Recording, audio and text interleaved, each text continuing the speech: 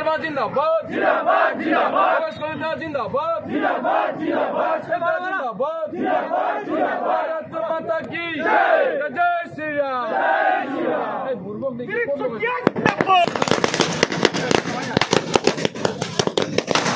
BJP जिंदाबाद जिंदाबाद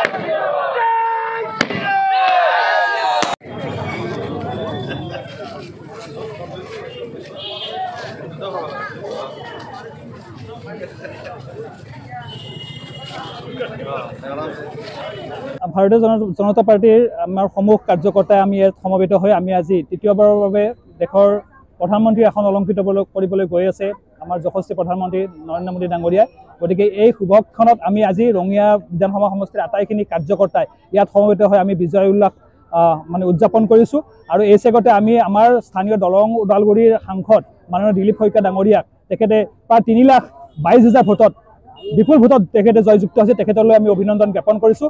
এই চেগতে আমি নৰেন্দ্ৰ মোদী ডাঙৰীয়াক অভিনন্দন জ্ঞাপন কৰাৰ লগতে আমি আমাৰ অসমৰ মাননীয় মুখ্যমন্ত্ৰী ডক্টৰ হিমন্ত বিশ্ব শৰ্মা ডাঙৰীয়াৰ যি বলিষ্ঠ নেতৃত্ব আৰু ভাৰতীয় জনতা পাৰ্টিৰ ৰাজ্যিক সভাপতি ভৱেশ কলিতা ডাঙৰীয়াৰ যি বলিষ্ঠ নেতৃত্ব, এই নেতৃত্বৰ বাবে আমি আজি 11খন আসন পাবৰ বাবে সক্ষম হৈছোঁ। আৰু আমি নিৰ্বাচনৰ প্ৰাক মুহূৰ্তত মুখ্যমন্ত্ৰী ডাঙৰীয়াই যি নিশ্চিতি প্ৰদান কৰিছিলে অসমবাসী ৰাইজৰ ওচৰত যে 11খন আসনত আমি জয়যুক্ত হ'ম আৰু সেই আখৰে আখৰে তেখেতে পালন কৰি দেখুৱাইছে। গতিকে আমি ৰাজ্যিক নেতৃত্বৰ লগতে মুখ্যমন্ত্ৰী মহোদয় আৰু লগতে আমাৰ ৰাজ্যিক সভাপতি ডাঙৰীয়াক আন্তৰিক অভিনন্দন আৰু কৃতজ্ঞতা জ্ঞাপন কৰিছোঁ। লগতে ৰঙিয়া সমষ্টিত আমাৰ বিধায়কগৰাকী চৰ্দাৰ ভৱেশ কলিতা ডাঙৰীয়াৰ নেতৃত্বত প্ৰায় 1 লাখ ভোট পাবৰ বাবে আমি সক্ষম হৈছোঁ। আমি সেইকাৰণে আমি ৰঙিয়া বিধানসভাৰ অন্তৰ্গত প্ৰতিটো স্তৰৰ সমূহ আমাৰ কাৰ্যকৰ্তা সমন্বিতে ৰাইজক আমি অভিনন্দন জ্ঞাপন কৰিছোঁ যে আমাক ইমানখিনি আস্থা মৰম আৰু আশীৰ্বাদ প্ৰদান কৰাৰ বাবে। গতিকে আমি আজি সমূহ কাৰ্যকৰ্তা ইয়াত আমাৰ ভাৰতীয় জনতা পাৰ্টিৰ আমাৰ আজি ৰাজ্যিক নেতৃত্বৰ নিৰ্দেশ মৰ্মে আমাৰ ৰঙিয়া নগৰ মণ্ডল আৰু আমাৰ বৰলীয়া মণ্ডলৰ কাৰ্যকৰ্তা লগতে বুকপাৰ মণ্ডলৰ কাৰ্যকৰ্তাসকল ইয়াত উপস্থিত আছে।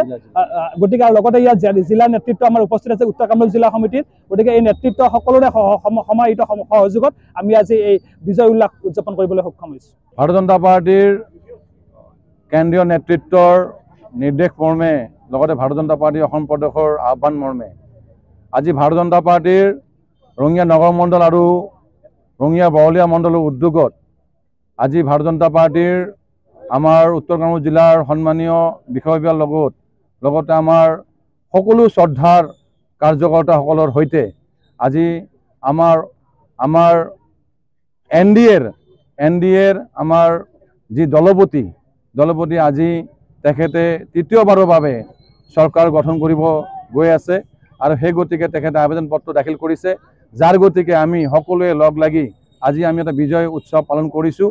আৰু এই চেগতে আমাৰ সকলোৰে মৰমৰ শ্ৰদ্ধাৰ যশস্বী প্ৰধানমন্ত্ৰী শ্ৰীযুত নৰেন্দ্ৰ মোদী ডাঙৰীয়া তথা অমিত শ্বাহ ডাঙৰীয়া লগতে ডক্টৰ হিমন্ত বিশ্ব শৰ্মা ডাঙৰীয়া আৰু আমাৰ ভাৰতীয় জনতা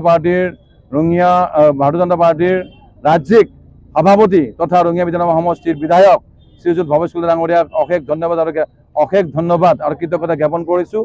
লগতে আজি আমাৰ এই দৰং উত্তৰ কামৰূপ জিলাৰ অন্তৰ্গত দৰং ওদালগুৰি লোকসভা সমষ্টি আৰু আমাৰ হাজো শুৱালকুছি লোকসভা সমষ্টিৰ আমাৰ যি প্ৰাৰ্থী আমাৰ সকলোৰে মৰমৰ শ্ৰদ্ধাৰ দিলীপ শইকীয়া ডাঙৰীয়া আৰু ফণীভূষণ চৌধুৰী ডাঙৰীয়াই যি বিপুল ভোটত জয় হৈছে, যাৰ গতিকে আমি ভাৰতীয় জনতা পাৰ্টি উত্তৰ কামৰূপ জিলাৰ তৰফৰ পৰা আমি আমাৰ বৰপেটা লোকসভা সমষ্টিৰ আৰু দৰং ওদালগুৰি লোকসভা সমষ্টিৰ সকলো কাৰ্যকৰ্তাক তথা আমাৰ ৰাইজক মই ভাৰতীয় জনতা পাৰ্টি উত্তৰ কামৰূপ জিলাৰ তৰফৰ পৰা অশেষ ধন্যবাদ আৰু কৃতজ্ঞতা জ্ঞাপন কৰিছোঁ। ধন্যবাদ।